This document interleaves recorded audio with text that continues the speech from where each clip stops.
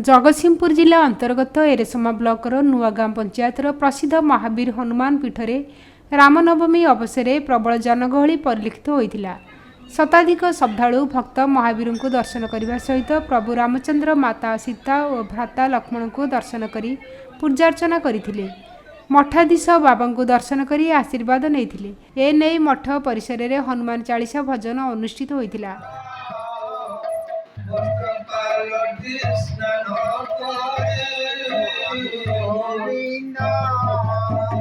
प्रचंड ग्रीष्मताप थिबा बेले मठ परिसर में वृक्षराजी छाया प्रदान सहित शीतल पवन में समस्त को विमोहित करुथिला।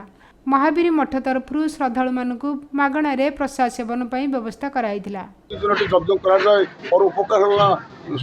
प्रधान यज्ञ ये प्रतिदिन हजार जन को खाइबा पीवा स्नेह प्रत्येक दिन पूरी रही। यही धर्म कराए विश्व को भल पाइबा, समाज भल पाइबा, जन समाज भल पाइबा, भक्त भल पाइबा।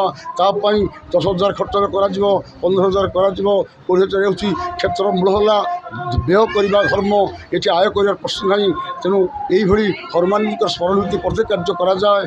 आप तो आज राम नवमी काली होता संक्रांति 40,000 लोक थे। लालांकर जन्मदिन जहाँफल हूँ रामनवमी बोली कहुए। रामनवमी आमर ये बहुत भक्त आसती। हनुमान जेहेतु मंदिर अच्छी बहुत भक्तर भिड़ हुए। ये सब प्रसाद आमर ये फ्री अफ कस्ट दि जाए। समस्त को हजार हजार भक्त आसिले भी समस्त को फ्री अफ कस्ट प्रसाद दि जाए।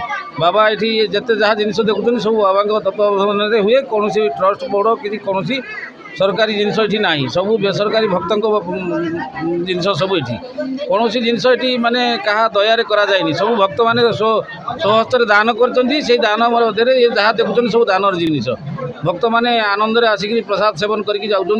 नमस्कार, जय जगन्नाथ। मो नाम धीरेन्द्र बेहरा, जगतसिंहपुर नुआगाँ। ये एक स्वतंत्र कथा आज्ञा। जमती आपण मैंने जानी जीवन में MBTA दरकार। जमती आमर इंग्राजी शब्द को जितेबाला वर्तमान समय ग्रहण करा रोचे रैम, ताहा ओडिया रोचे राम। से राम को कथा कहवा गले रैम कथा कहले रैंडम आसेस मेमोरी। से राम को ना एमती शक्ति देखु जो ना को दस्यु रत्नाकर धरी पारानी ओलटाई धरला मरा। से मरा मरारू राम राम शब्द सृष्टि है। जहाँ दस्यु रत्नाकर वाल्मीकि होगा गोटे दुर्जन सर्जन पलटिगला।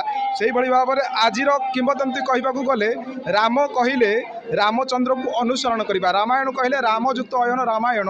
तेणुक जहाँ राम को अनुसरण करवा ताहा हूँ रामायण। राम भली गोटे भाई ना, राम भाई गोटे राजा ना, राम भली गोटे पुओ ना, राम भली गोटे तपस्वी ना। तेणुक राम भली गोटे सहज सरल एवं निर्भीक युवकटे ना। तेणुक राम हेले गोटे भातृ होगापाई पड़ो, गोटे प्रजा वत्सल हे, गोटे भक्त वत्सल हे। तेणुक राम सबकि शिखबार अच्छी। एठी 13 पर्व जो कह जाए 12 मासरे 13 पर्व। 13 पर्व कहले ये समस्त को समान भाव में स्नेह श्रद्धा भल पाइबा मैत्री एवं अनुशासनमूलक सहनशीलता प्रदान करा जाए। जमती बाबा कहती जनक जननी सम स्नेह से करती मथा पर हस्त रखी कलमुष नासती। तेणुक गोटे माँ जमी तार पिला भल पाइबा दिए। ये बाबाजी जड़े जे अच्छा सी ये जिते पिला आसुंच समस्त को स्नेह श्रद्धा सहित से पिला भली भाव में ग्रहण कर समस्त को भल पाइबा दियंती। समस्त को माँ भाव में समस्त को से स्नेह करती और समस्त को खाइबा पीवा बुझंती, समस्त को स्नेह करती। तेणुक रघुवीर कहले जे 4टी अक्षर जहाँ होती रामचंद्र, और महावीर कहले जो 4टी अक्षर ता हूँ भक्त वीर बजरंग बाली। अर्थात कहबार कथा जे रामचंद्र कहले रामयुक्त अयन रामायण।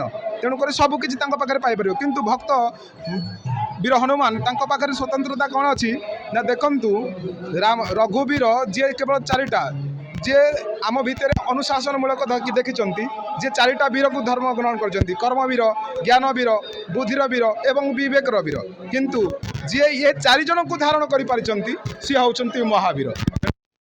एरसमा महावीर पीठरू श्रीवत्स पाड़ी रिपोर्ट ईपीए न्यूज।